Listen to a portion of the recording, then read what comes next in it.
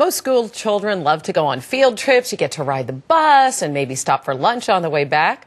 But now there is a new kind of field trip. As CBS News correspondent Susan McGinnis reports, it opens doors for kids and they don't even have to leave the classroom. The largest shark in the world eats big chunks of flesh. Truth or fact or myth? Myth. Myth, you say?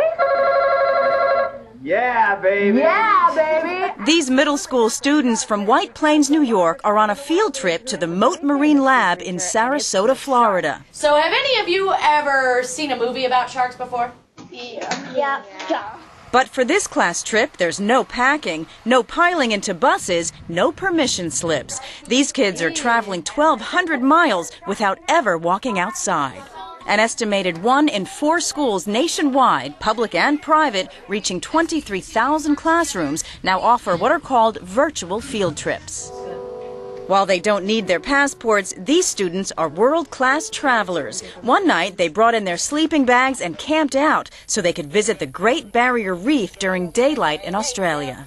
I'm actually speaking to you via video conferencing. We have gone to over 21 countries. Jody Kennedy runs the school's program. As they go all over the world, they are able to see how similar really we all are as human beings, and the differences we have are really just cultural. The equipment comes from companies like Tandberg. It's the same technology businesses use for video teleconferencing. Anywhere a camera can go, a class can go. We're trying to bring up a generation. We want to give them exposure to as much as we can, and video allowed that to happen.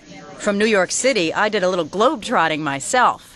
So, Fred, it's morning time here in New York City. What time is it there? At this moment, it is now 2:10 in the morning here in Australia. I'm in Oslo, Norway.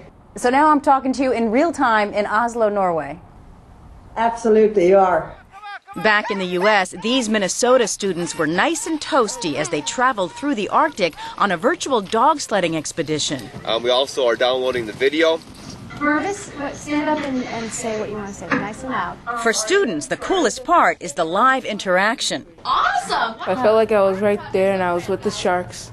Okay, so to make And it's not like in the movie they just tell us, and what if we have questions, we don't know about it, and she's actually answering them for us. Wow, those art projects look fantastic up there in New York. For teachers, there's no question about it. A new way of learning is giving these kids new skills. It's helping them to become incredible communicators. At 13, it's just so cool, say, oh, I've been to Ireland, I've been to Sweden, I've been to Mozambique, I've been to, where else have we been? Australia, now Florida. Hannah hopes to take her international experience to the United Nations. When I'm older, I want to do something at the UN, so this is good practice.